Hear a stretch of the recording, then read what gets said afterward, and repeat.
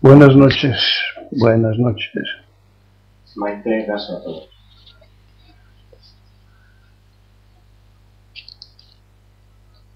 Dedicaremos un gaso a los amigos del norte y de Sudamérica, que mandan sus mensajes y leen los libros.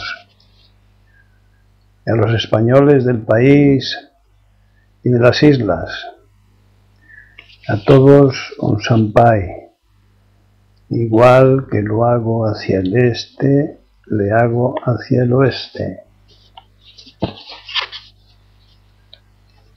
Ruego que se me comente si tenéis acompañantes, invitados, interesados, junto a vosotros.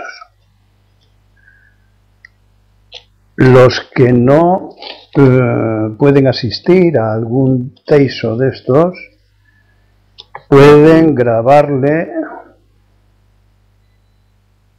encargándoselo a un amigo, usando el altavoz, me dice Soken.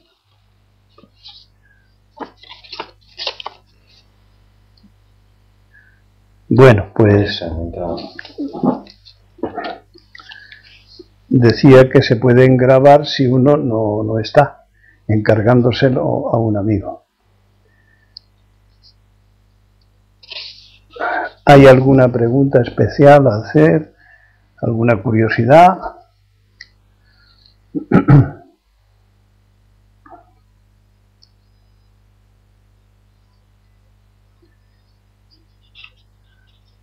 O paso a comentarios, a preguntas que se me hacen por internet. Por ejemplo, sobre el equilibrio. Carmela, ¿podría hablar? Hablo, sí. Doy micrófono. ¿Eh? Le asigno micrófono. No, léeme, ¿podría hablar? ¿De qué? Sobre el sufrimiento subjetivo. Bueno. ¿Qué? Sobre el sufrimiento subjetivo. Sí, pero es que después has dicho no sé qué, no te he oído. Sí. Creí que quería hablar ella por el micrófono. Ya, no. Sufrimiento subjetivo. Inadaptación a la falsa realidad. E inadaptación a la falsa realidad. 3 albardas al mismo burro. Este burro se va a caer. Ahondar un poco sobre eso. Sobre so. So. Sobre so. ¡Oh! ¡Qué maravilla! Hablo de un burro y ella dice so. Pues lo has dicho todo. Eso. O. A ver, el sufrimiento siempre es subjetivo. ¿Y qué más dice? E inadaptación. Y la inadaptación, ¿qué? A la falsa realidad. A la falsa realidad es causa de sufrimiento.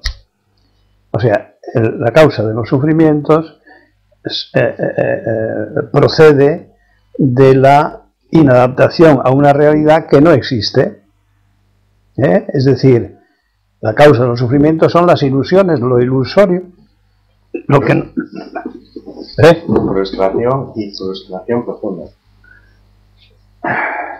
Bueno, ahí ya no sé, la frustración, el grado de frustración, no nos distraigamos con esto. La frustración es frustración. Entonces, quedamos en que estás diciendo lo mismo de 3 maneras distintas. A ver si le hemos contestado la pregunta. Léela otra vez. Sobre el sufrimiento objetivo, subjetivo. Subjetivo. E inadaptación a la falsa realidad. Sí. El sufrimiento subjetivo. Pues claro, es de cada uno. Otra cosa es que haya causas comunes. Es decir, todos sufrimos por lo mismo. Pero en cada caso el tema es distinto, pero no es distinto, porque siempre es la ilusión, el deseo, el miedo a perder, el miedo a no ganar. el temor a que nos toquen la moto, siempre sobre ascuas. No hay libertad, no hay más que prejuicios, costumbres establecidas, valoraciones, lo mismo, falsas, impuestas, condicionadas. Bueno, pues vamos a hablar un poco del equilibrio entonces. Fui entrado. Así que sobre el equilibrio se me ocurre hacer alguna precisión. Por ejemplo, las personas apasionadas, ambiciosas, Eso sí. las personas apasionadas, ambiciosas e inestables, podríais ser un poco más puntuales, porque así no tendría que repetir. Sois gente muy ocupada. Así que las personas apasionadas, ambiciosas e inestables tendrán que aprender a seleccionar los asuntos más importantes para su vida. Seleccionarlos. Fui vaso. De 26, Había entrado. Y Fede, ¿puede un hombre exteriorizado, o sea, un deportista, ser budista? ¿Y por qué no? Cualquiera puede ser budista. Basta con que siga las enseñanzas de Buda. Así que continuemos y podemos. Seleccionar los asuntos más importantes para su vida y después hacerles compatibles, pero siempre ha de ser con ahorro de energía. Así que primero seleccionarlos. ¿Cómo seleccionarlos? ¿Cómo sé yo qué es lo más importante para mi vida? Ay, amigo, pues lo tienes bastante mal, porque ¿qué criterio vas a seguir? ¿El de tu ego? Pues entonces estamos perdidos. Es otro criterio, otro tipo de lucidez, otro tipo tampoco, porque el ego no es lúcido. Una lucidez que te ayude a comprender qué es lo importante para tu vida, lo más importante. David de Gaso. Y después hacerlos compatibles, es decir, las dos o tres cosas importantes, pues hacerlas compatibles entre sí, pero en todo caso con ahorro de energía necesario. Así es como se comporta toda la naturaleza, consigue sobrevivir con el mínimo de gasto energético. La sabiduría de la naturaleza es así, porque nosotros no. Pues tenemos que aprender a ser austeros, a ser certeros, a estar alerta, a valorar adecuadamente porque seguimos las enseñanzas de Buda, de manera que la insatisfacción puede proceder de picar en muchas cosas sin profundizar en ninguna, en sustituir adicciones, costumbres, aficiones superficialmente, o lo que es lo mismo, aceptando las proposiciones que hacen a los consumidores los medios de la propaganda. Es decir, el bombardeo que la propaganda hace constantemente sobre nuestro cerebro, el gran recolector de todas las mezclas de lo útil y de lo inútil, ese bombardeo presiona constantemente, repetitivamente en nuestro cerebro. Y acabamos, pues como lo veis en las televisiones, ante tanta insistencia, pues ¿qué marca de lavaplatos utilizo? Te viene a la cabeza sin tener que pensar. Debido a la repetición, pues te viene un nombre. Por eso hacen grandes inversiones las firmas productoras de estos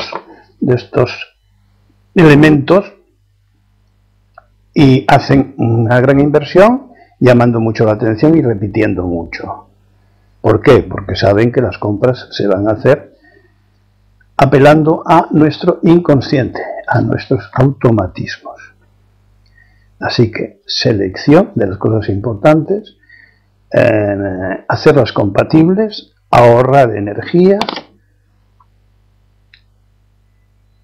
profundizar en unas pocas y no caer en la trampa de sustituir unas adicciones por otras, unas aficiones por otras, unos asuntos por otros. Es decir, cuando se profundiza 1 centímetro ya cambiamos, porque el tema exige mayor dedicación, mayor energía. Entonces, que nos divierta las conversaciones sobre los demás, que nos diviertan los culebrones, que nos diviertan. Es decir, ¿qué es que nos diviertan? Pues que estimulen nuestras adicciones inconscientes, que estimulen unas emociones primarias que tienen forma, la forma cultural que hemos adquirido. Entonces queremos repetir cuanto más aquello que nos produce satisfacción, placer, es decir, en el fondo, dopamina, la neurohormona del placer, y ya está. Esto le parecerá muy escandaloso a algunos. O sea que somos nuestro cerebro, sí señor, somos nuestro cerebro. Es decir, no somos. Si hiciéramos caso a la sabiduría de nuestro cuerpo, que acumula pues naturaleza por millones y millones de años, pues comprenderíamos que guiados por nuestro ego, es decir, guiados por las propagandas, los condicionamientos, etcétera, somos muertos vivientes. Interesante, ¿no? Bonito, ¿no?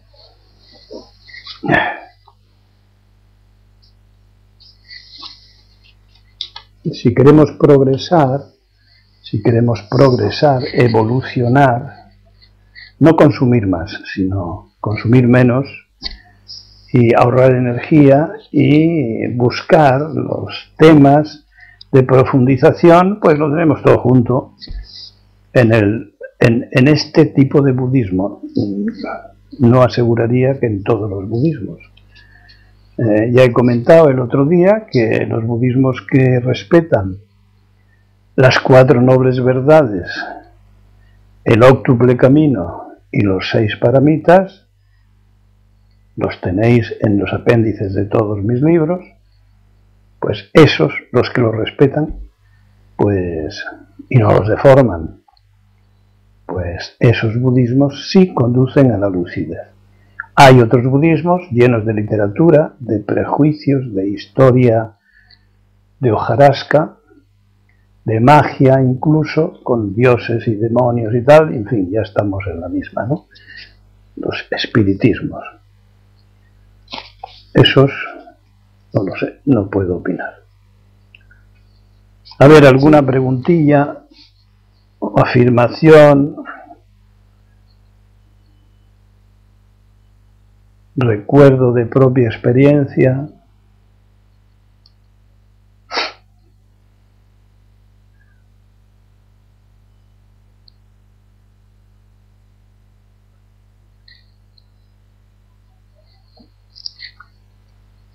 Equilibrio mental.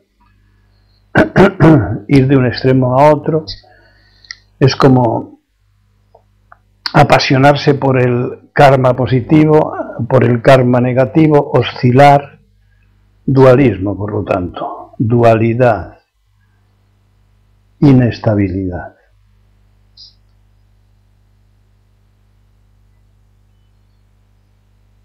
¿No sugiere nada?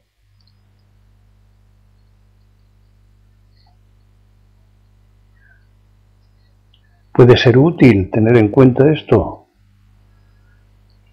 ¿O es preferible seguir dejándonos manejar por nuestro ego y por el ego de los demás?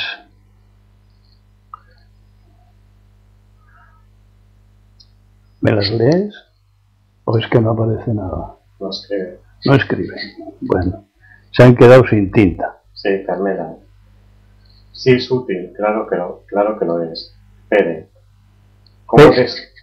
Fede. ¿Cómo descubrir si el maestro es real? Muy bien. ¿Cómo saber, decía aquel maestro, que somos o que no somos una mariposa, o que no somos o sí somos el sueño de una mariposa? ¿Cómo descubrirlo? Pues yo te diría que por ti mismo. Por ti mismo. Por ti mismo. Tu propia naturaleza te puede informar sobre eso. Enseguida hablaremos de algo referente a este asunto. Sobre el tema de la fusión. La fusión, Uno, hacer de dos, uno. ¿Puede haber fusión entre objeto y sujeto? ¿Entre sujeto y objeto? ¿Puede haber fusión entre esto de aquí y una naranja? ¿Esto de aquí y un canario? ¿Pájaro?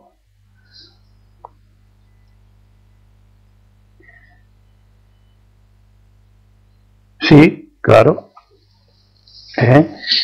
Cuando hay fusión, solo queda uno. Los límites de uno y de otro se han borrado. Entonces, hay uno y hay intercambio de las cualidades de uno y de otro, sea objeto o sea sujeto. Un pasito más. ¿Y entre sujeto y sujeto puede haber fusión?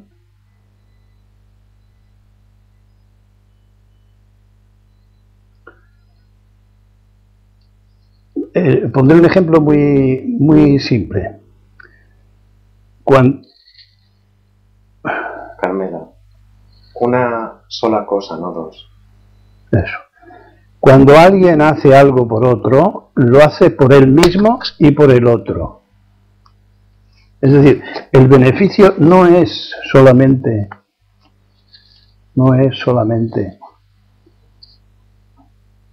para el que recibe, sino para el que da. Es decir, para el que da tiene un significado que le está alimentando cuando hace la donación.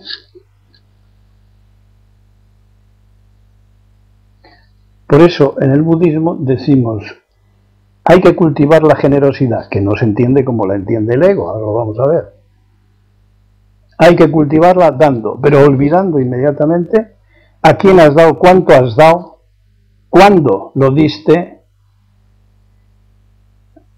en qué momento, es decir, romper, tirar, cortar la memoria del dar. ¿Por qué? Porque entonces el propio ego es reforzado.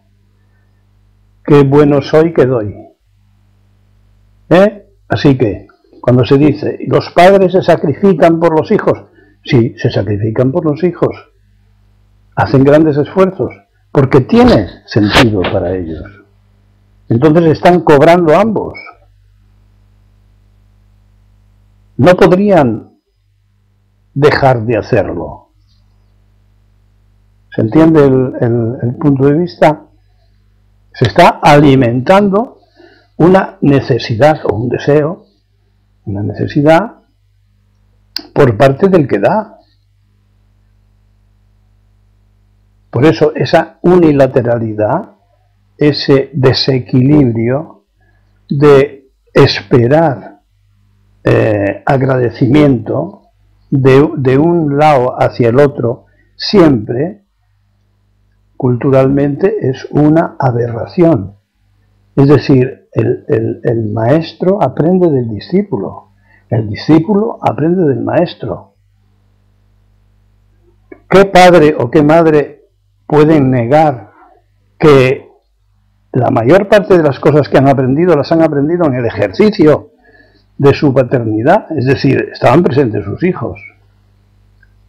Es decir, lo han aprendido con sus hijos, de sus hijos. Y los hijos lo han aprendido de sus padres. Entonces, hay una fusión ahí. Es trascendencia. Fede es trascendencia. Se dice que es Pues, trascendencia. Maravilloso. No comprendo esa palabra. Corrientemente, a ver,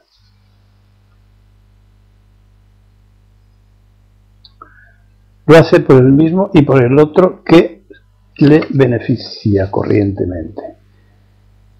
Ego. La generosidad se convierte,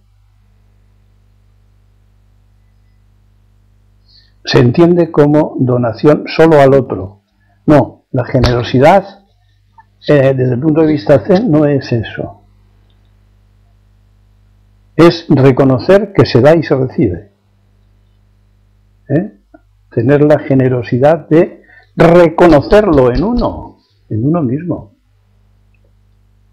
Pero debo irme ahora a Gaso Daidoyo. En cada fusión hay intercambio de todo. En cada fusión hay intercambio de más cualidades, de más características sensoriales, de más. Hay intercambio. Cambios en los dos sentidos. Intercambios. Yediridú ha entrado. Así que hay intercambio en las dos direcciones. Y tendemos a verlo de manera miope, solo en una dirección. No es así. Recordemos, el maestro aprende del discípulo. El discípulo aprende del maestro.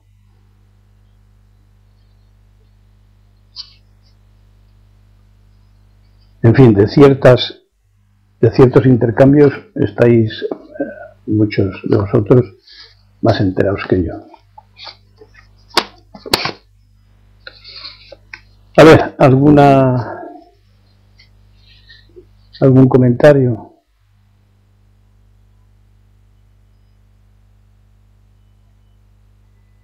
Acostumbrarse a ver los servicios que hacemos a otros como servicios a nosotros mismos, que nos los hacemos nosotros y los reconocemos, y que el otro nos hace.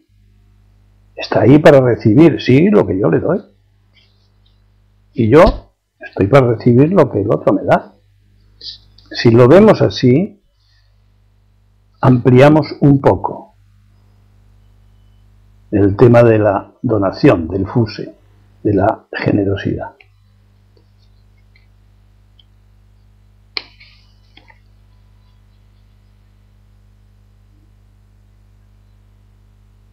Todas estas cosas que explico con palabras emergen espontáneamente con la práctica del Zen, con la práctica de las instrucciones, porque la práctica es realización, no es una práctica para la realización. Eso es un punto de vista egótico. No, la práctica es ya realización. Entonces, está bien recibir explicaciones sobre el Dharma, pero si nos quedamos en las explicaciones o en la comprensión intelectual, no llegamos al desarrollo, a la liberación de nuestra naturaleza, y por lo tanto la lucidez profunda no aparece. Sí aparece una mejora del ego, porque el budismo zen es inteligente, entonces consigue transmitir, el Buda consiguió transmitir ideas de cambio, no el cambio sin la práctica, sino modificaciones solo desde el punto de vista de la comprensión intelectual. Eso que tantos días hemos comentado, de la unidad de todas las cosas, la interdependencia, todo pasa, todo es, ¿cómo se dice? Es impermanente. Es impermanente. Hasta la iluminación pasa. Solo existe el aquí y el ahora, el pasado y el futuro son proyecciones y condicionamientos que no nos permiten vivir el presente. En fin, toda esa serie de cosas lúcidas y posibles de comprender sin la práctica, pero sin realización, no se convierten en dinámicas, en vivas. ¿Algún comentario?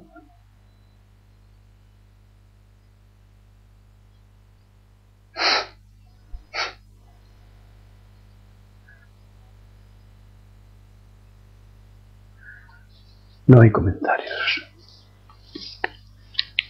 Bueno, ahora un poco de ética.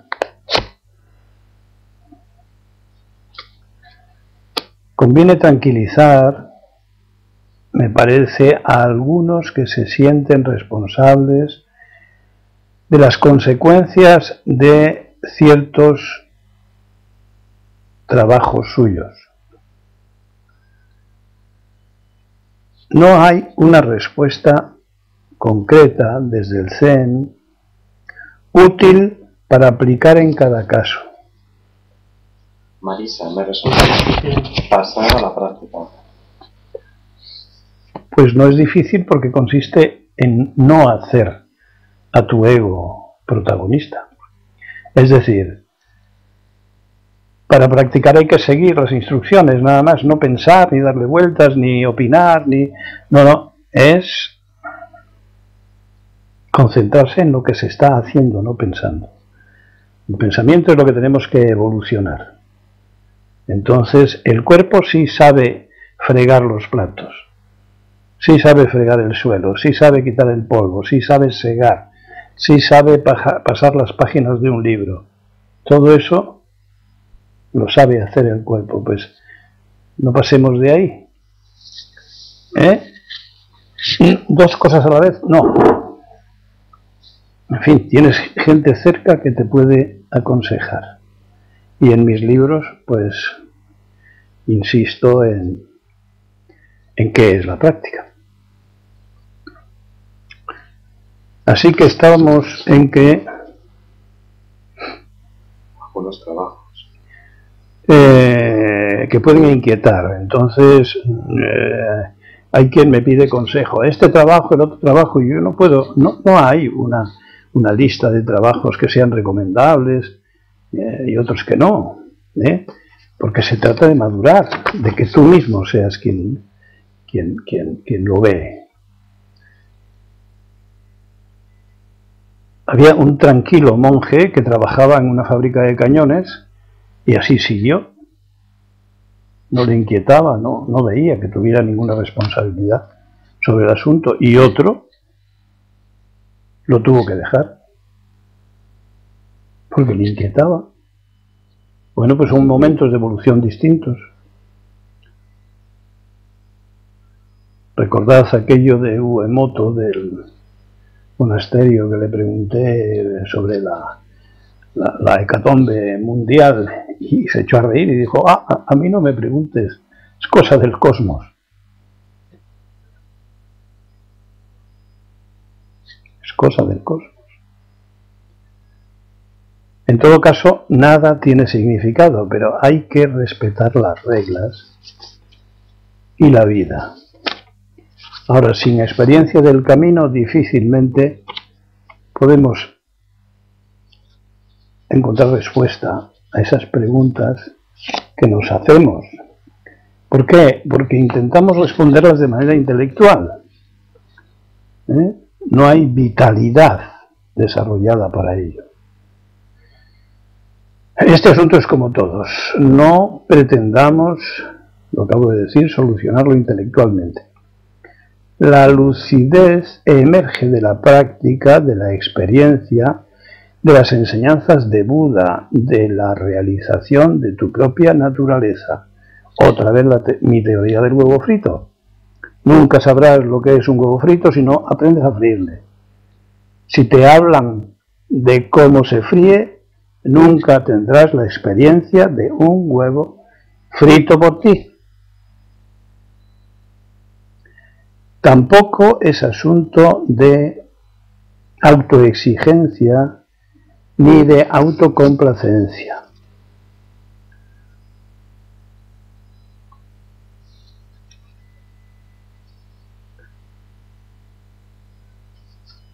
En el sacrificio. No tiene nada que ver con sacrificios. Con esfuerzos sí, pero con sacrificios no. Ahora, si lo enmarcamos todo en un no marco, en una deslimitación, diría, somos responsables de todo. ¿Cierto? Todo lo que pasa en el mundo, somos responsables de ello.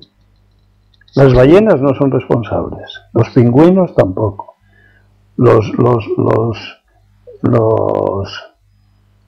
cactus tampoco, las sardinas tampoco, y así varios millones de especies.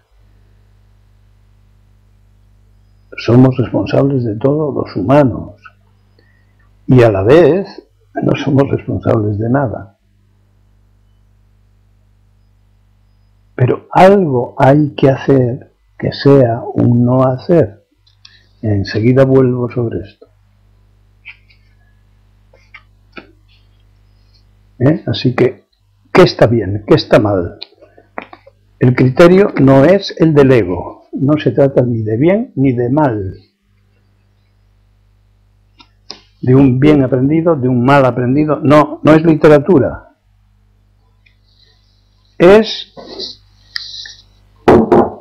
palpitar con el cosmos.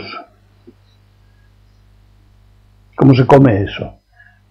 Palpitando. ¿Y cómo se palpita? Viviendo. ¿Y cómo se vive? Practicando. Si no, caemos en la zanja de los muertos vivientes, de los obedientes al ego, de los esclavos.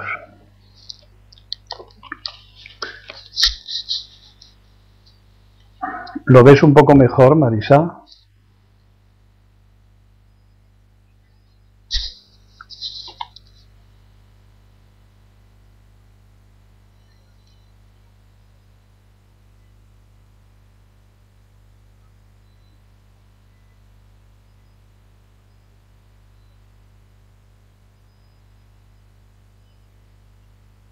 Sí, en la teoría.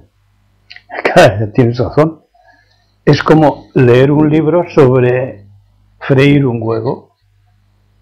Cuando te decidas, pasas a la práctica y le fríes. Así de simple. ¿Algún comentario más?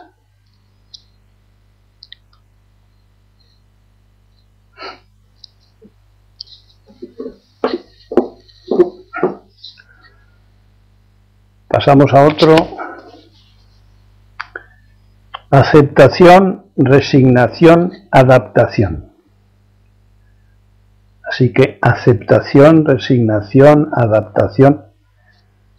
Cuando las condiciones del medio presionan en todos los niveles de la contaminación física y mental, hay que realizar un tremendo esfuerzo de adaptación. Y alguien puede decir que así es como se produjo la evolución a base de adaptaciones sostenidas y no sé qué, que no lo entiendo. Pero debe caer en la cuenta ese alguien de que las presiones, en este caso, son presiones artificiales y producen una adaptación y una evolución artificial. Y por ser artificial se traduce, como vemos alrededor y en nosotros mismos y en la televisión, se traducen en destructividad,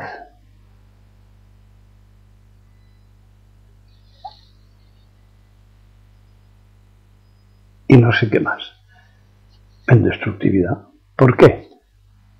Porque eso es una degeneración de los de las estructuras evolutivas que, si se basan en el artificio, no pueden dar un resultado vital, sino lo contrario.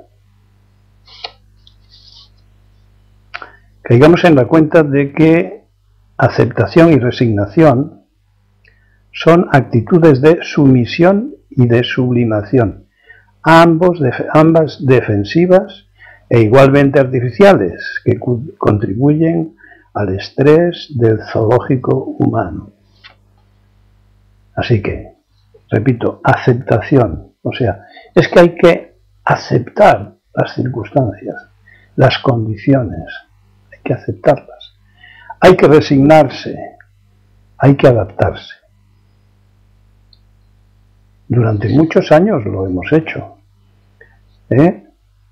durante todos los años de recogida de información que nuestro ego aceptó resignadamente, adaptándose a las circunstancias. Todo esto en negrita. Pero cuando se llega a unos límites de los que hemos hablado días pasados, que al parecer es la propia naturaleza la que los fija, y en cada persona de maneras diversas, cuando se llega a ciertos límites, hay un basta ya, o un ya no sé seguir, o esto es una mierda, o estoy aburrido del éxito, o me voy a suicidar. Es decir, en cada uno los límites son expresados intelectual, sentimentalmente, lo cual procede de una emoción fundamental y es peligro de la vida. Y eso sí es propia naturaleza. Estoy en peligro. Esto va muy mal. Aunque vaya bien, aunque se tenga éxito, éxito mundano. Y entonces se puede dar el salto y no aceptar, no resignarse y no adaptarse. Es decir, nos convertimos en rebeldes, rebeldes modestos, rebeldes que no tienen por qué inquietar a nadie, no van a cambiar nada, excepto a sí mismos. Es decir, van a continuar la auténtica evolución de su mente, porque su naturaleza les ha dicho que ya está bien, que no más contemporizaciones. Pero no hay que tomar ninguna decisión, porque entonces añadimos preocupación al camino de los perfeccionamientos, con lo cual aumenta el estrés. Y aparecen enfermedades, aparecen síntomas mentales, aparecen pues las nuevas formas de protesta de los lenguajes del organismo, que ya pasan a un nivel no soportable. Ya los timbres de alarma funcionan.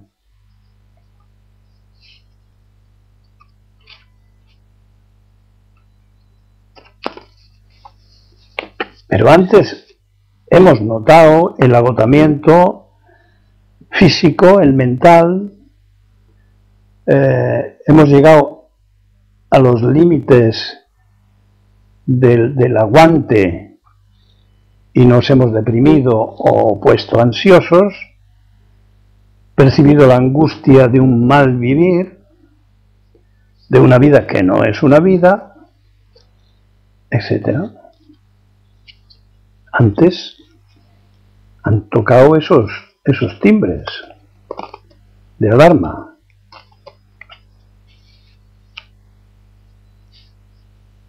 Y en cuanto a suicidarse, las depresiones pueden conducir a eso. No aparece camino, no aparece manera, con quién hablar, quién me puede ayudar. Bueno, pues mi consejo es suicida a tu ego, por favor. Antes de quitarte de en medio, suicida a tu ego. Que sea el ego el que cambie, que sea el ego el que evolucione, ¿eh? Esa estructura adquirida, copiada, condicionada, y verás que las cosas tienen mucho recorrido. Pero mucho recorrido. Y si hay que morirse, se muere uno. Pero es otra cosa. Sin desesperación. Quiere decir, forma parte de la vida morirse.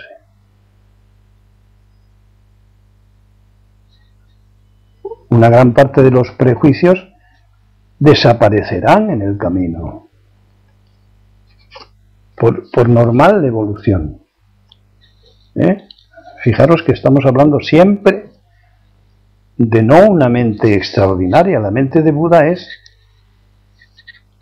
la conciencia normal. Otra cosa es que puesto que todo el mundo, la mayor parte del mundo, enormidades de gente estén enganchadas por su ego y se mantengan infantiles, llamemos normal a lo que padece la mayoría. Eso es estadística, no es normalidad. Es decir, se trata de que la mente original es la mente normal. En la mente de nuestra naturaleza es la mente búdica. Es la mente lúcida, eso quiere decir búdica, es decir, despierta. Bodhi Shin, la que tiende por despertar, la que presiona y busca y abre los ojos y abre y se abre, ¿no?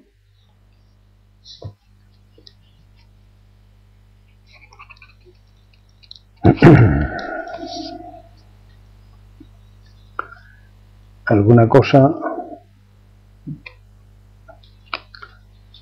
sospecho que se vea cierta capacidad de reacción en esto que digo, ¿no?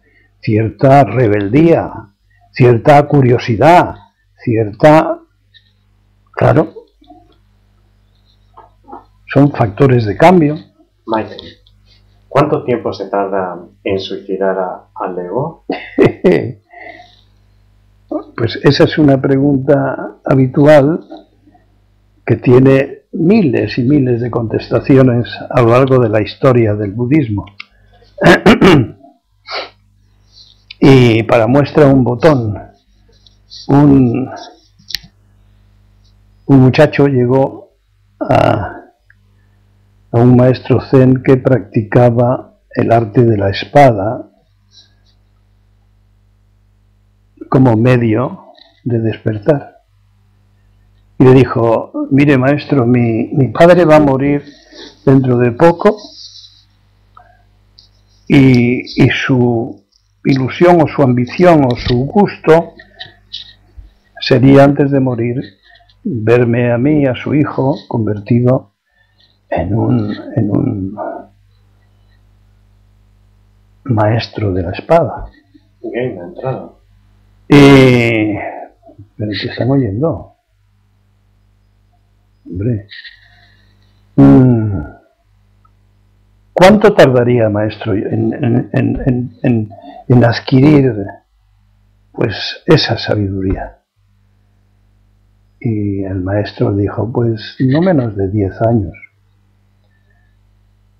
Y dice el discípulo o el aprendiz o el aspirante, dice: bueno, y si me esfuerzo mucho, entonces unos 30 años. Maite? Eso se tarda. Eso es un objetivo. En cuanto tenemos objetivo, ya el logro es egótico, es una pretensión, y entonces retrasamos la lucidez. La clave del Zen es el desapego. Practicar el desapego. Desapego de tu ego, Lo primero de todo. Carmela Gaso.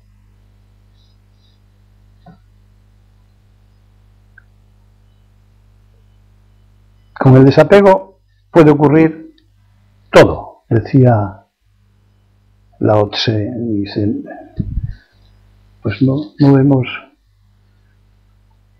que la naturaleza no utiliza libros, ni apuntes, ni reuniones, y todo lo que hay que hacer se hace, nada queda sin hacer. Ese es el Tao, la sabiduría de la naturaleza. Nada queda sin hacer. Maite, sí, Gaso, y Suso ha entrado. Nada queda sin hacer. Dejemos el camino libre. Lo más que podemos hacer es apartar los obstáculos que nacen de nuestro propio ego. Aprender a apartar obstáculos y entonces tu propia naturaleza camina sola. No necesita mucho, si ya se lo sabe. Y es la que va a producir los cambios. Por eso no es una disciplina que desarrolle nada a base de fuerza de voluntad. No, la fuerza de voluntad seguramente es conveniente en ciertos momentos, ¿no? Pero no empeñarse en utilizar la fuerza de voluntad. Es más bien la gota malaya, es continuidad, convicción, los tres tesoros del Zen. Tener un maestro que va delante, que ha hecho ese recorrido, tener unas enseñanzas, en este caso las de Buda, las de tu maestro, y una sangha, es decir, un grupo, algunas personas de tu entorno que practican lo mismo, que no se extrañan de ti ni tú de ellas y que se ayudan. No tiene nada que ver con sectas, con objetivos económicos, con pretensiones sobre nada. O sea, es un asunto tuyo, exclusivamente tuyo, de tus próximos, de tus amigos que practican, que lo llamamos sangha, y de tu maestro. Nada más. Es una cuestión íntima y no es una religión. Hay quien lo llama religión a sus prácticas, pero desde mi punto de vista es un método. Mi punto de vista y otros muchos japoneses que no aceptan que se trate de una religión.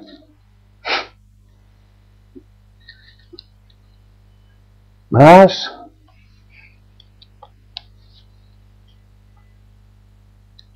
Así que todo está en tirarse al agua. Ya hemos leído todos los libros sobre aprender a nadar, todos. Ahora hay que meterse en el agua. Te empiezas a meter en el agua y dices, uy, pero era esto, uy, pero era esto, uy, pero qué sencillo, pero qué simple, pero así hasta yo lo entiendo.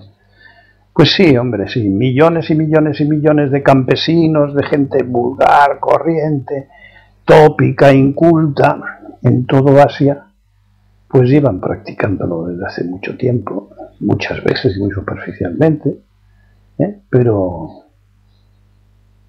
en su momento pasaron a la práctica. Y ya digo, gente corriente, no, y gente académica también, y aristocrática, y de todo, y guerrera, y artística, y de todo, pero el pueblo, que es la medida de las cosas, ¿no? De las cosas corrientes, pues también. Y Sirio, antes de practicar me gustaba el Zen como teoría, pero ahora lo sé con la respiración de la parte de atrás de la cabeza.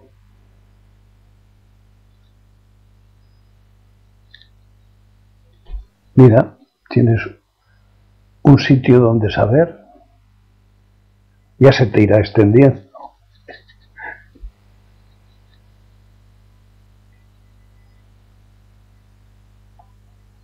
¿Qué más?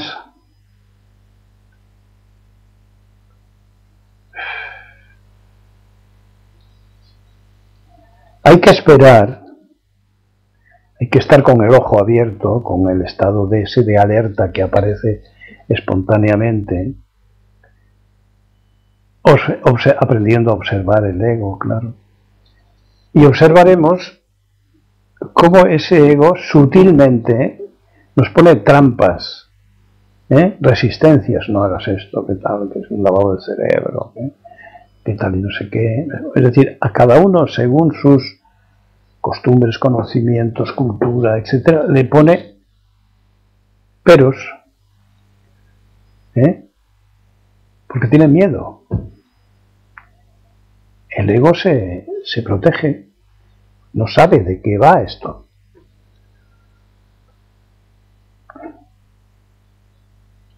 Y encima oye decir que las explicaciones no son el meollo de la cuestión, pues como para no protestar. Es decir, uno tiene que aprender a jugar con su ego, manejar a su ego, cortar cuando uno quiere cortar, con pensamientos, con pesimismos, con dudas, con sentimientos de inferioridad o superioridad. Todo eso es basura, obstáculos. Es decir, la lucidez no puede ser gratis. Una pastillita pequeña, azulina si es posible, y encima sepa bien y funcione a los 10 minutos. No. Te lo tienes que ganar.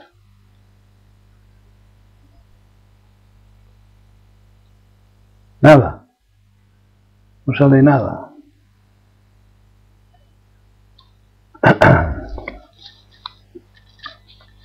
Pero ¿por qué iba a ser de otra manera, verdad? ¿Por qué no iba a ser un regalo? O tomarse la pastilla, o una frase enjundiosa o célebre, o que nos dé la llave del tesoro, ¿no? Maite, siento tener que irme a casa, ¿verdad?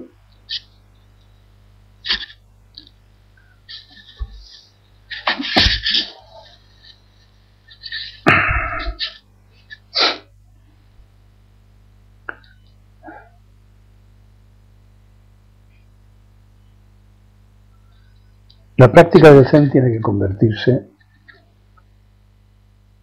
en lo más importante de nuestra vida, sin ninguna clase de duda. Lo más importante de uno no puede ser más que ser uno mismo. Sin que esto signifique que tenga que dejar nada, ni olvidarse de nada, no significa nada. Eso es ego también. Pero que no hay duda que lo más importante de mi vida es yo mismo. Y ser yo mismo, a ver quién coño soy. A ver de qué va esto. ¿Qué significa todo esto? Como Buda se preguntó, ¿qué sentido tiene el sufrimiento de los seres humanos? ¿De qué sirve? ¿Para qué es? ¿Tiene alguna función? Ah.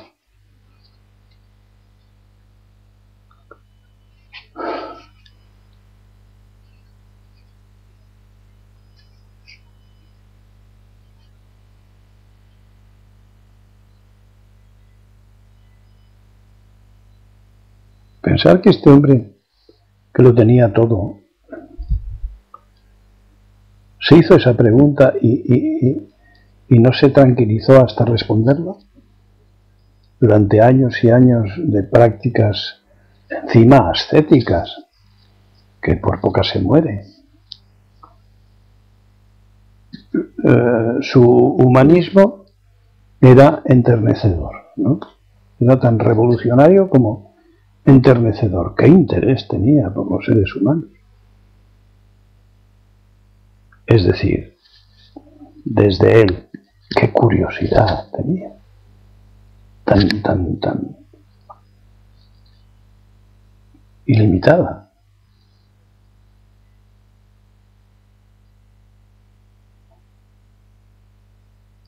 Qué conciencia tan aguda, que tuvo maestros famosos, dos que le llamaron, le enseñaron, y sin embargo, sí, no, todo está muy bien, pero hay alguien más por ahí.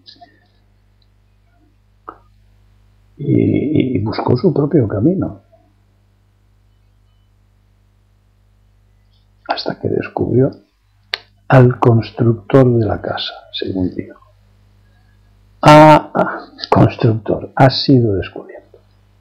Allí, con la estrella de la mañana saliendo, en plena meditación, ¡pum!, el fogonazo de lucidez. Constructor de la casa, has sido descubierto. No construirás más.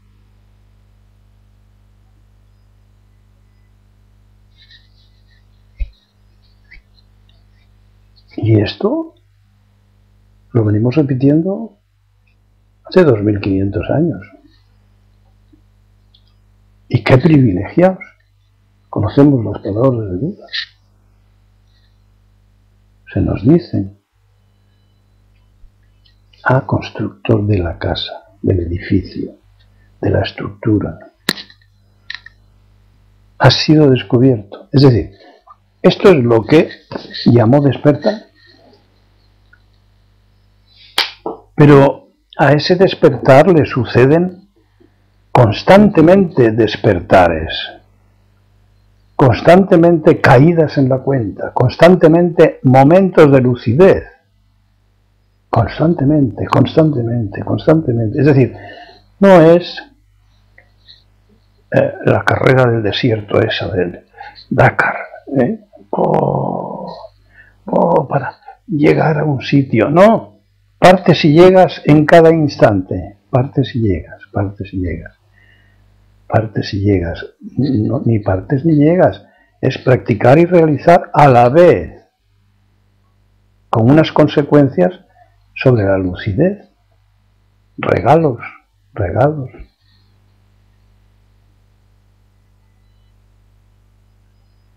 Unas conciencias que han estado sojuzgadas por la estupidez, alimentadas de tópicos, alimentadas de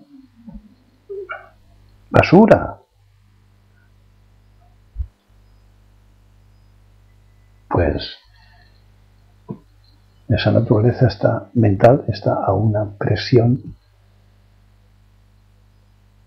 enorme, de manera que ella misma nos enseña a reconocer qué es lucidez. No, esto no es un decir, esto es cierto, comprobable. Todo el que practica lo comprueba. Y no dentro de 30 años, ¿no? Muy poco a poco, lo va comprobando día a día. Hay cosas que cambian. Esto es diferente, esto lo veo de manera distinta, esto lo siento de manera distinta.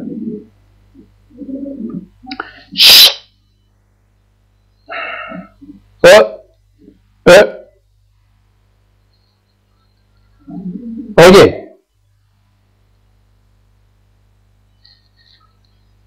Gas. ¿Qué? ¿Otra cosa?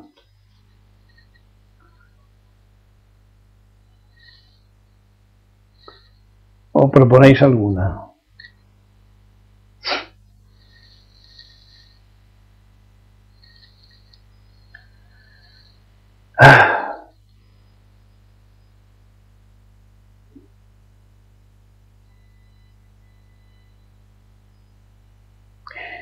Desde el punto de vista de la cibernética, se podría decir que la práctica del Zen es una reprogramación. Es decir, si hay una serie de unidades de información fijas, pues con la práctica del Zen se hacen móviles, se hacen sustituibles, se hacen flexibles.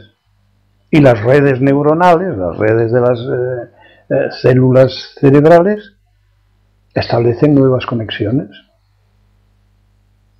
se capacita al cerebro para producir neurohormonas de otras características, con otra frecuencia, en otras situaciones. ¿Qué es sino esto? Lo que tantos practicantes han descrito con palabras verbales como la alegría sin objeto. Es decir, el no depender de comprar un helado o comprar un coche o comprar esto otro o lo otro de almacenes de tal, de no sé qué, para sentir placer, alegría. Pues es romper las cadenas de la esclavitud a tópicos y segregar hormonas placenteras, es decir, tener sensación de placer sin hacer nada o haciendo las cosas más simples, más tontas, más elementales, más capaces para cualquiera. Eso es la alegría sin objeto. Una alegría no dependiente. Es decir, cada uno puede verlo desde el ángulo del trabajo que desempeña. Y entonces lo va a describir. El neurólogo dice eso. Ahora, ¿qué dirá el artista? Pues preguntémosle. ¿Y qué dirá el ama de casa? Preguntémosla. ¿Cómo lo expresa? Con una literatura más o menos expansiva, más o menos optimista, más o menos cada uno según es. Pedro ha entrado.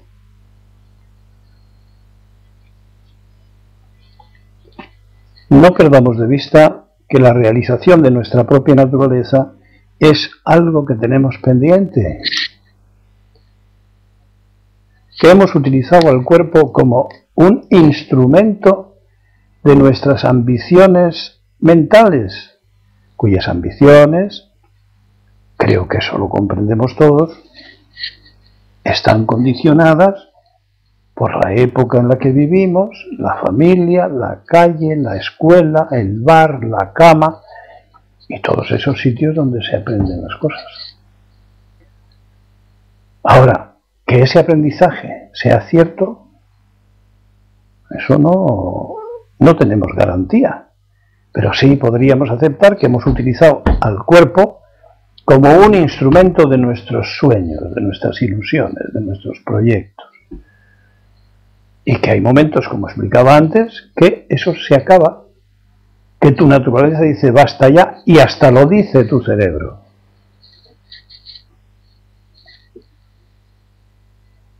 En cada uno de una manera. En fin.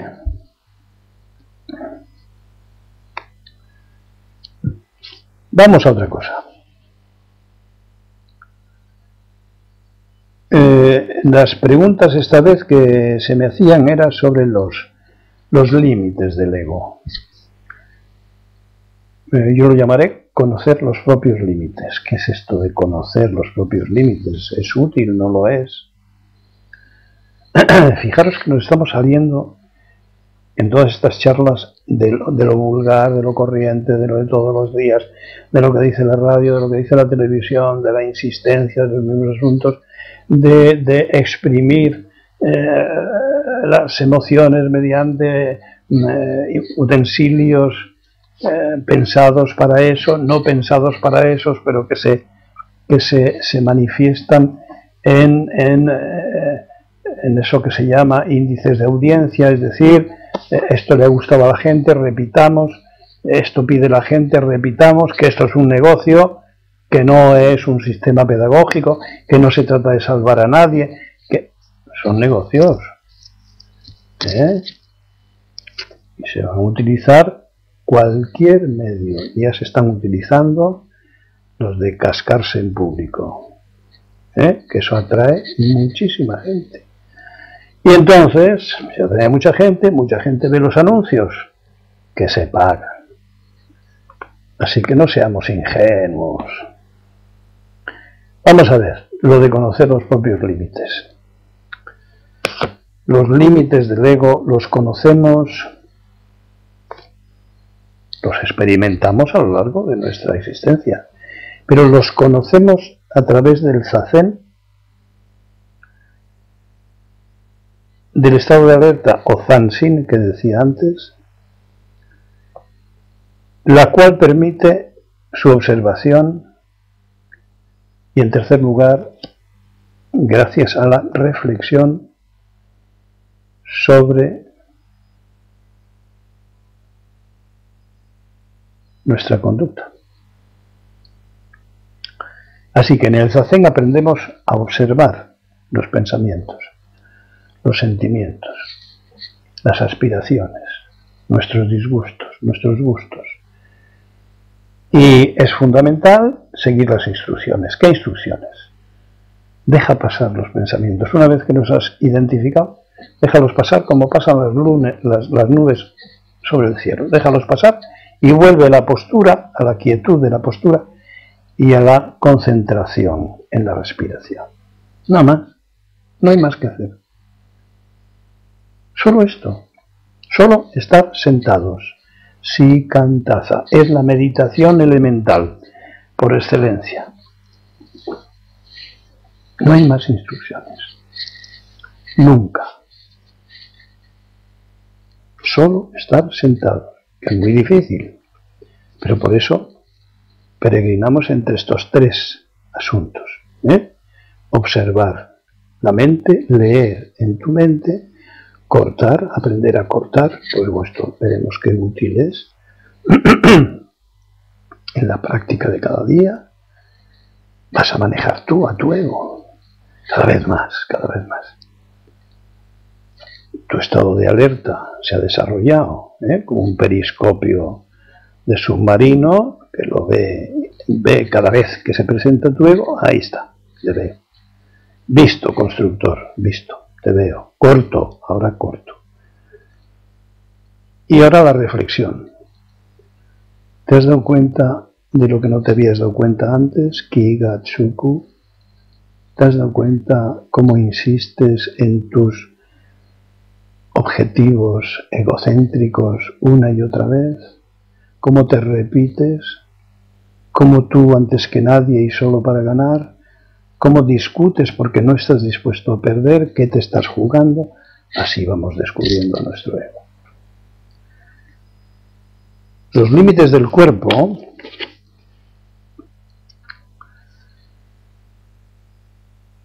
conviene que sean actualizados de vez en cuando. Es decir, he hecho un comentario sobre los límites del ego. Vamos a ver. Vamos a observarle. Vamos a añadir conocimiento sobre nuestro ego, identificándole una y otra vez, miles de veces, a lo largo de la meditación, a lo largo del día, a lo largo de mis actividades. Y ahora vamos a ver los límites del cuerpo. Los límites del cuerpo tienen que ver con los sentidos. Claro. Os sugiero una práctica que os vais a reír, pero a ver si la hacéis. Por ejemplo, el hambre. Estando un día al mes a pan y agua. Nunca sentimos hambre. Vivimos en un estado de privilegio. No sabemos qué es el hambre o la sed. No sabemos qué es el desagrado. Huimos del desagrado. O sea, sabemos interpretar lo que deseamos, pero lo que no deseamos no nos da tiempo a interpretarlo, a reconocerlo, a identificarlo. Huimos. Por ejemplo, mira qué fácil, ducharse con agua fría de vez en cuando. Fría. Fría, fría, no templada, fría. Puedes hacerlo como quieras, pasando poco a poco de la templada, caliente a la templada y ahora fría.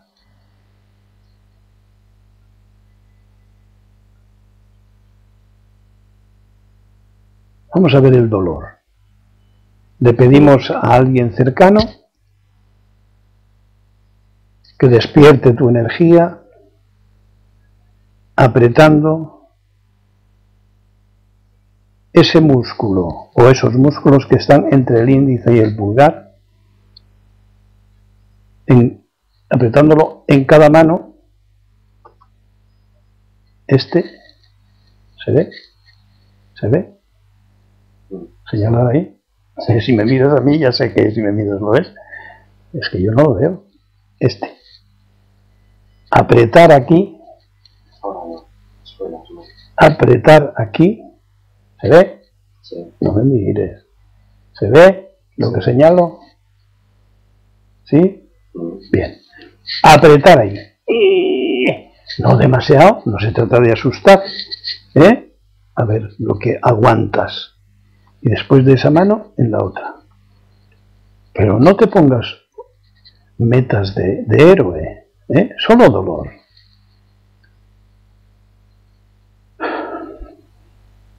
Este es un gesto de masaje shiatsu que los japoneses utilizan mucho cuando están bajos de energía. Se lo hacen a sí mismos y luego lo harás tú a ti, pero si al principio tienes miedo, pero sí, háztelo tú, mejor que lo hagas tú.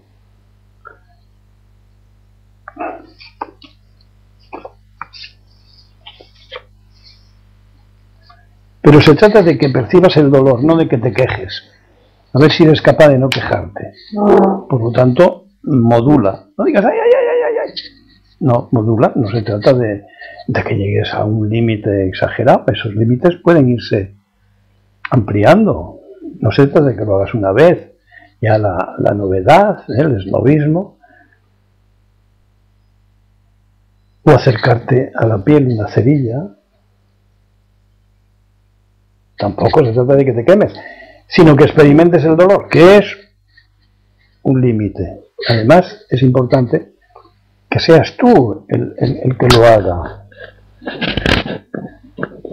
Es decir, que es un dolor sin sentido orgánico, diríamos. Es decir, no corresponde a una enfermedad. No. Ahora, porque quiero, me produzco dolor. ¿Se entiende, no? A ver qué pasa con tu cerebro. El tacto, por ejemplo. Seguimos tratando de conocer nuestro cuerpo. Orínate las manos. Recoge la orina en las manos. A ver qué pasa con todos esos mecanismos infantiles. ¡Ay, qué asco! ¡Ah, que no sé qué! ¡Uy, que no sé qué! Que no sé cuál, que... ¡Ah! No, tú hazlo. Estás buscando un camino de adulto. Y lo mismo con las heces. No estando diarreico, pues pones la mano en el baño y las recoges, entre las piernas metes la mano mojada, mejor que esté mojada, y coges tus heces. No es ninguna tontería. Olfato.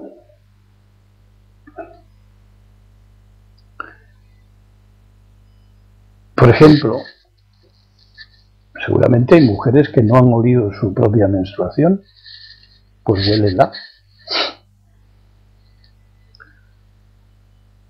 O huele alguna cosa muy repugnante, como por ejemplo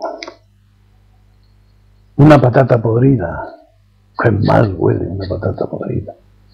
O un trozo de pescado que metes en un tupper unos días, o ese trozo de patata que le dejas ahí y un día lo abres. El gusto. Prueba tu propio semen. Prueba con la lengua, no es falta que te le tragues.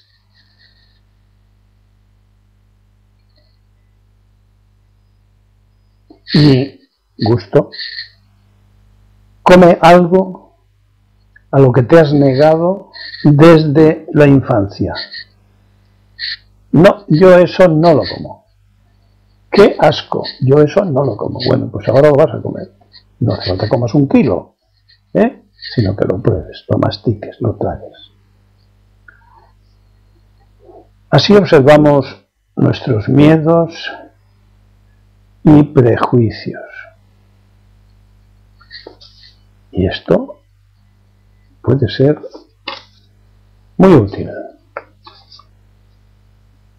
En Japón todavía se usa la firma con la propia sangre. Algunos hemos pedido así la ordenación al maestro, como prueba de respeto, de determinación, de generosidad y de energía. Tiene relación con todo lo dicho. Estas prácticas deben ser periódicamente hechas porque aunque no comprendamos por qué, ayudan mucho a situarse. Los Cubión, ¿cabría aquí pasar un buen rato con los ojos tapados? Sí, todos los experimentos son prácticos, tienen que ver con los sentidos, pues todo. Yo indico una cosa y ahora vosotros la enriquecéis, poniendo más ejemplos y tal.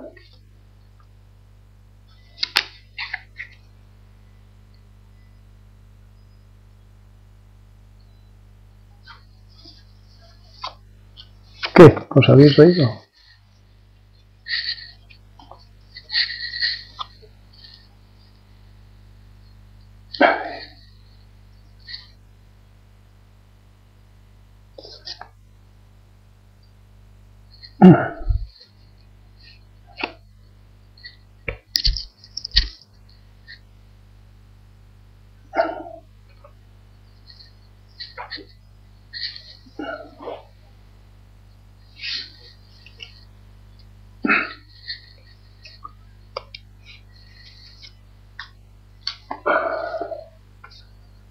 Bueno, se me están acabando las chuletas.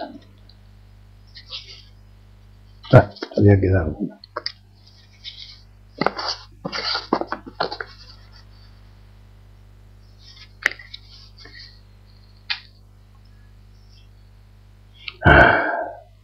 Bueno, vamos a descansar un poco con una receta que se me ha ocurrido hoy y que os la recomiendo. Una receta de cocina. Lápiz y papel. Calabacines. Cogéis unas rodajas de calabacín grande o cogéis un calabacín como de 1/4, que son los más ricos, y le abrís al medio y le hacéis un par de rajas en la pulpa. En esas rajas le ponéis un poco de aceite y un poco de soja y le metéis al horno. En 20 minutos, a 200 grados o así, se hará. Ahora, aparte, vais haciendo una bechamel de curry. Ponéis el curry a tostar primero, después echáis el aceite y después leche y harina disuelta. Y hacéis una bechamel amarilla. Con esa cubrís esos medios calabacines y encima le ponéis queso rallado. No mucho. Queso rallado. Todo esto lo habéis hecho en una vasija que soporte el horno, ¿vale? La temperatura del horno, y lo metéis a gratinar. Cuidadito, que si se quema, pues sabe mal, como ya sabéis. Acabo de caer en la cuenta de, como ya sabéis, de saber de gusto. Fíjate qué coincidencias de lenguaje. Saber es como saber. Sí, hombre, calla. Así que, abrirlos con piel y todo, rajarlos varias veces, aceite y soja. Aparte hacéis una bechamel de curry, empezando por tostar el curry, añadirle un poco de aceite y una vez que esté hecho, se napan, se ponen por encima de los calabacines ya horneados. Se cubre con un poco de queso rallado y a gratinar. Espero que os guste. Se lo contáis a otros.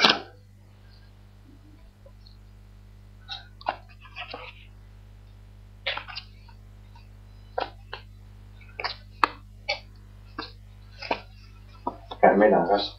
Me gustaría saber si, no sé si os lo he dicho ya, que se me diga si tenéis invitados, acompañantes, interesados, simpatizantes al lado vuestro, o si sois unidades aisladas.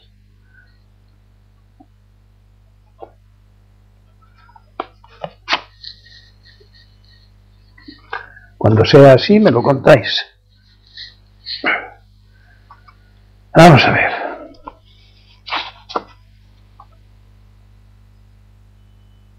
Carmela, me acompaña mi perra Pampa.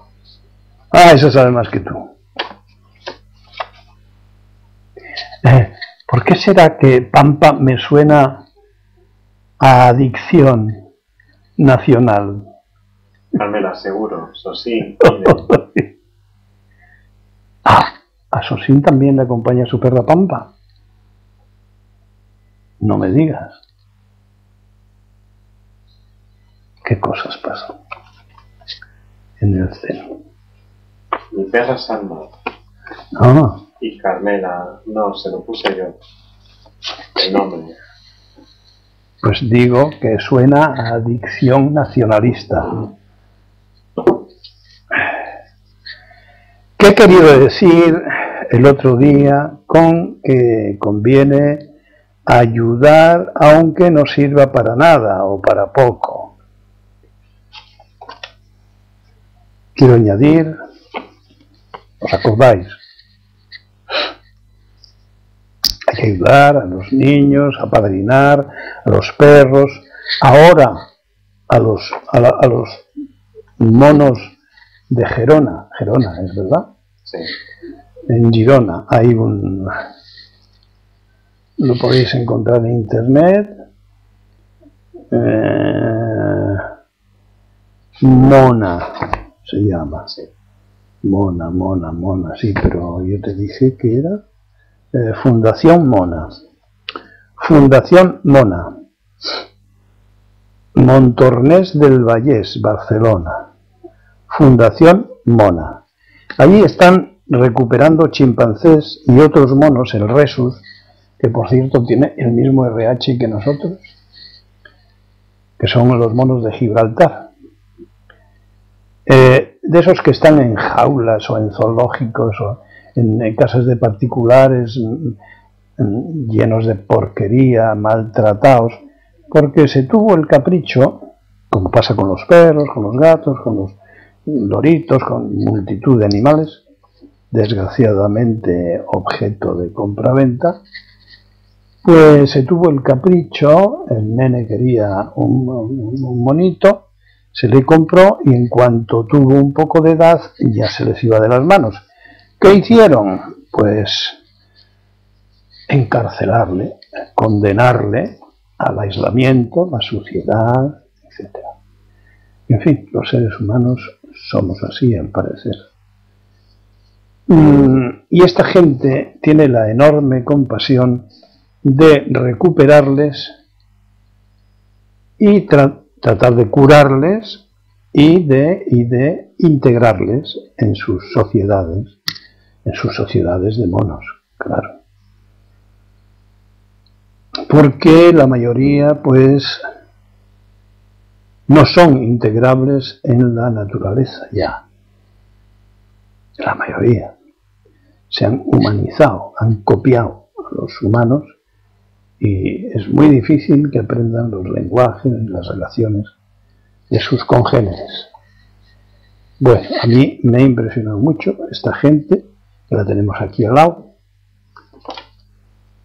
de manera que yo propongo ayudarles, buscad en internet y entonces tenéis un cuestionario, podéis apadrinar o podéis darles una cantidad mensual, etcétera. Lo mismo que hacemos con los niños o con los perros, es decir, que somos hermanos todos. Nos incluyó a veces con los hijos. Marisa, estoy sola. David, solo y sin ancho de banda. Bueno, no he entendido a ninguno, pero me parece muy bien. ¿Qué quería decir tal? Para poco. No hay que preguntarse por la solución al problema, la solución total de los problemas. Puede haber muchos pocos, pero sobre todo lo que interesa, es decir, donaciones de muchos pocos, de mucha gente con muchos pocos. Y eso ayuda a esta gente que está haciendo trabajos por estos abandonados y te ayuda a ti, solidario, porque he dicho antes, es que somos hermanos.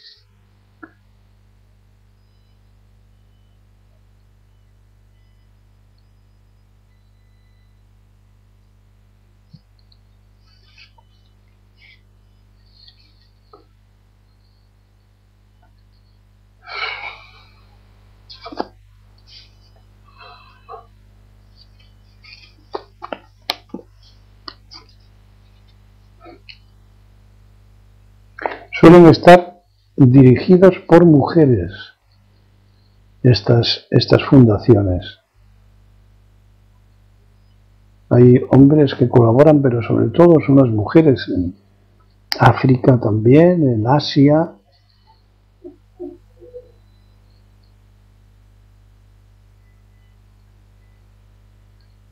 No te pongas ahora eso. Estás haciendo abuelita.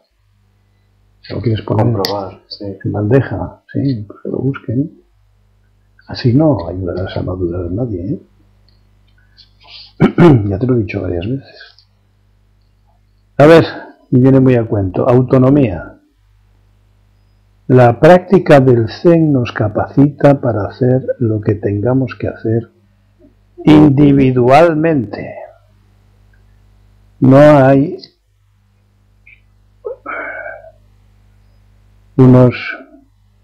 esto ya hemos hablado de ello. Cada cual dispone de la libertad lúcida, de la madurez para responder a sus propias preguntas, situaciones o problemas. En fin, no lo había leído, pero creo que hemos hablado ya de esto.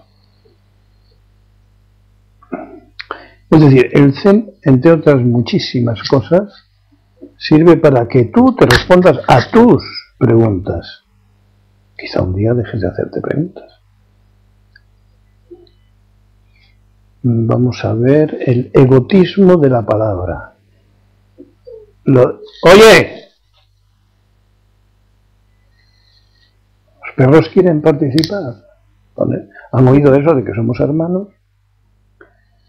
Egotismo de la palabra. Discutir para lograr la razón es demasiado contradictorio. El ejemplo típico de la prepotencia que no distingue entre interlocutores, porque todos son enemigos a destruir, gente vencible. No sé si estoy yendo muy deprisa. Yediridú. Algunas veces solo pasar tiempo a la pata coja para observar mi cuerpo y me doy cuenta de que mi cuerpo se desequilibra cuando pasan pensamientos por la mente. ¿Es bueno que lo siga haciendo? Yo creo que sí. ¿Esto se puede llamar meditación? No. Si tú crees que sí, hazlo. Y eso no es meditación, que yo sepa. Así que discutir para lograr la razón, para conseguir la razón, es demasiado contradictorio. Un ejemplo típico de prepotencia, que no distingue entre interlocutores, ni de temas tampoco. Todos son enemigos a destruir, gente vencible. El practicante del Zen pierde las ganas de vencer con palabras. Es muy aburrido pretender convencer a alguien de algo. La prepotencia alcanza a todas las ideologías, religiones, artes y ciencias.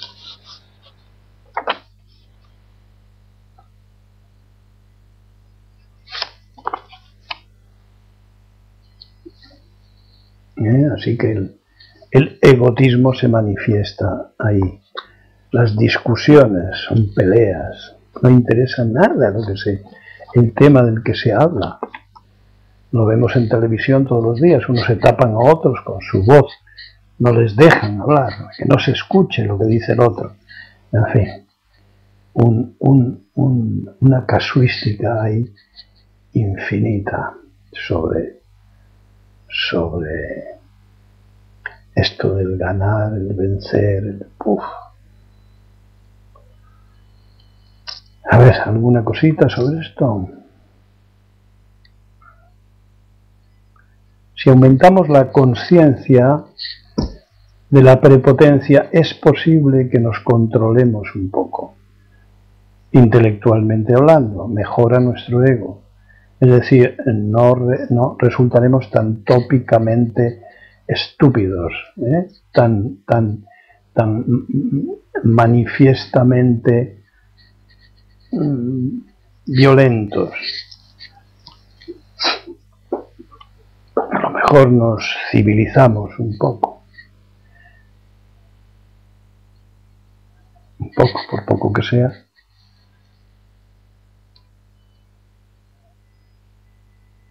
Pero eso siempre será una mejora del ego. Si practicamos todo esto, sale espontáneamente.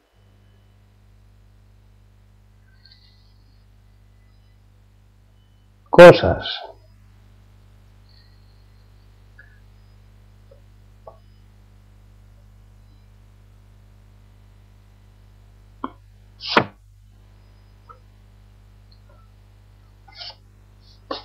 Ya me aburro de hablar. Así que esto otro día.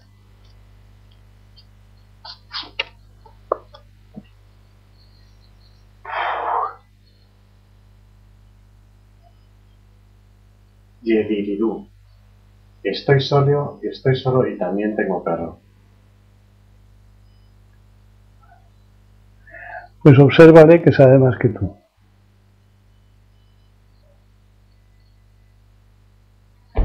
Observa su naturaleza, no lo que le has enseñado tú.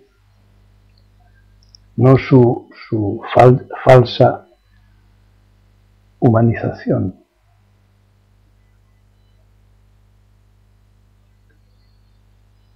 No es nada fácil de hacer eso,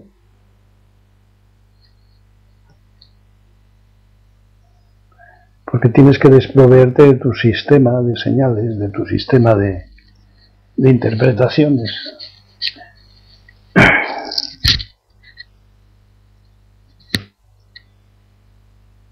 Hay gente, desde mi punto de vista romántica, que dice que ama la naturaleza. Sosin, con la práctica del Zen algo se ve, con mucho tiempo. Bueno, pues esa gente que románticamente habla de la puesta del sol, de los árboles contra el cielo, del mar, todo eso no son más que proyecciones literarias, artísticas, es decir, falsas, de su ego. Su ego quiere reconciliarse con todo. Probablemente por la vuelta de la esquina sacar tajada. En cuanto hay reconciliación hay abuso. En fin.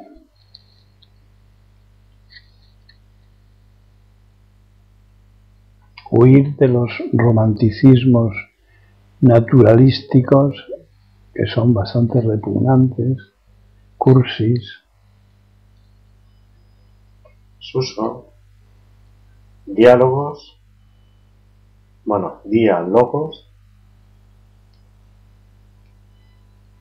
comenté, convencer. No te entiendo nada, hijo. Lo Dímelo, ha escrito así, diálogos, dímelo en inglés. diálogos, comenté, convencer.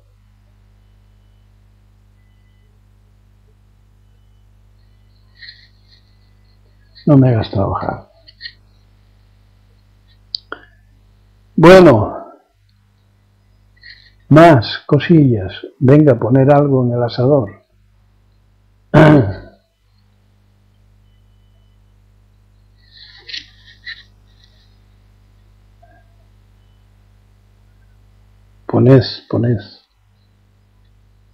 Ponés algo. Además del oído.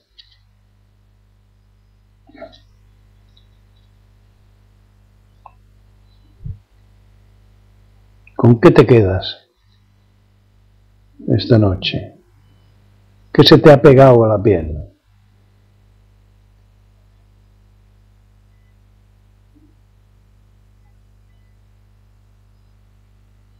Eso sí, me cuesta trabajo entender que con la ayuda voluntariado no sirve. Me cuesta trabajo entender. Que con la ayuda voluntariado no sirve. No entiendo. Oye, que yo no soy un jovencito de estos que se cartean y chatean y tal, y que por lo visto habláis contrayendo las palabras y todo eso, yo no lo entiendo. Me refiero a las donaciones a las ONG. ¿Qué? Que le cuesta trabajo entender que con la ayuda voluntariado no sirve. ¿Que no lo entiendo?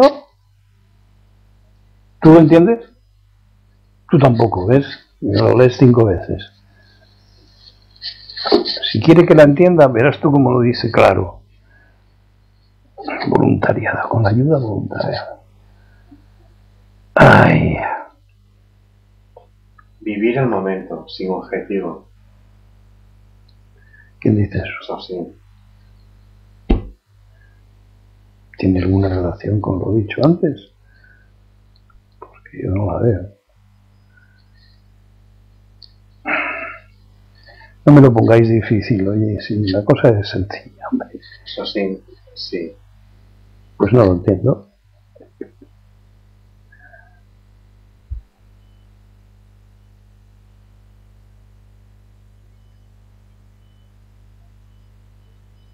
Que digo que con qué os habéis quedado. ¿Alguno que me responda?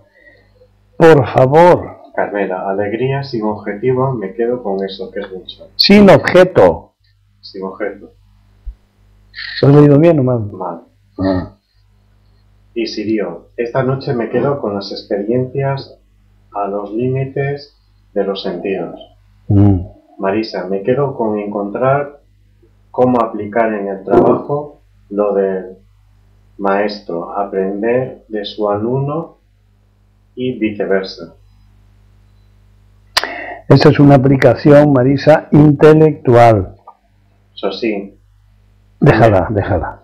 Marisa, hay que empezar por practicar el zazen y luego ese zazen, esa meditación, esas 3 cosas que he dicho, observación del ego y cortar, concentración en la postura y la respiración, eso va entrando solo en el resto de los campos de tus actividades, va entrando solo, pero el punto de partida es la meditación. A ver, ¿qué? Eso sí, me quedo con haberte escuchado. Eso sí, me quedo con... Bueno.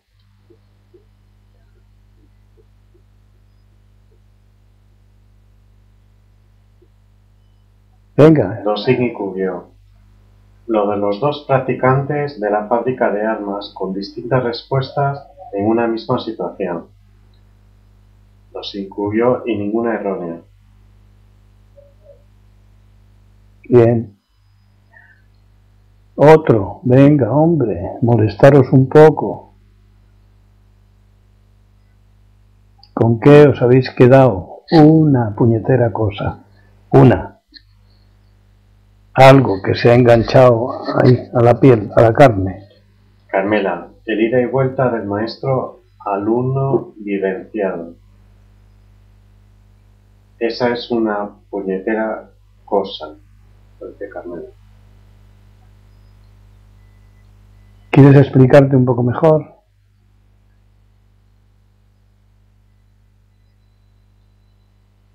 Más fácilmente. ¿Qué es eso? El ida y vuelta del maestro vivenciado. Del maestro alumno. Del maestro alumno. ¿Qué es eso?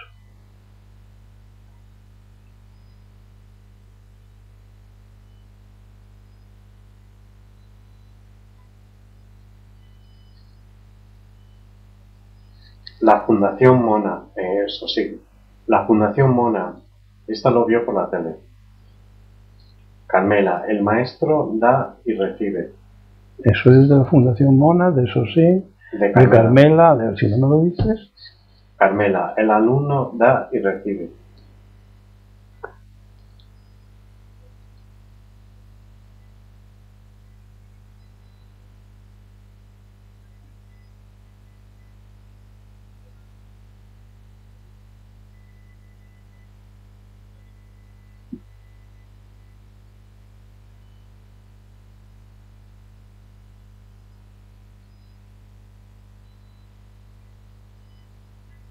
Vamos, muchachos, salgamos de nuestros límites mentales.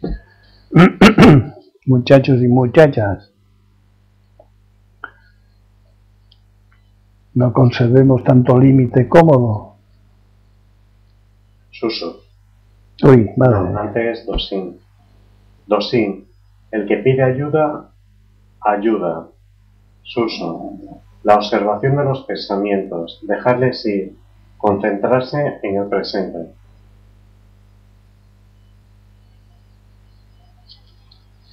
Josín.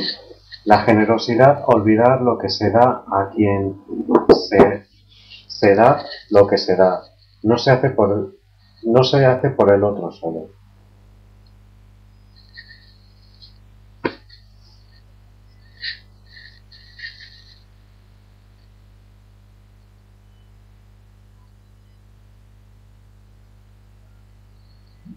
Quedan 16 por decir algo, ¿no?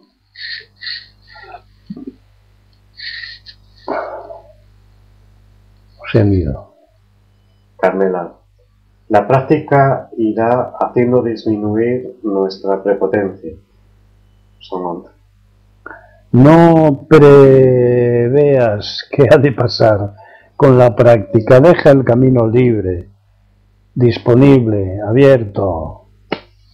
Carmela, te adelantas, con lo cual neutralizas la efectividad de la práctica. La práctica va por donde ella quiere, que es tu naturaleza y el aprendiz es tu ego.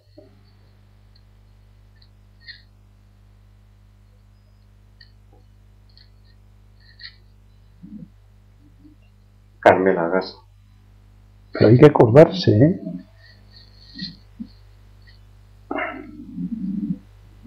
Ahí sí se puede hacer esfuerzo. Aprender a morderse la lengua, a callar, si no hay algo que decir.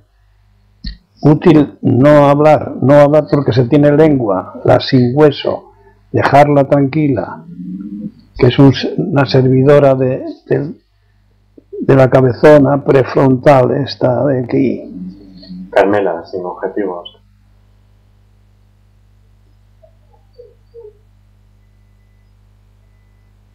Bueno, pues hasta el viernes.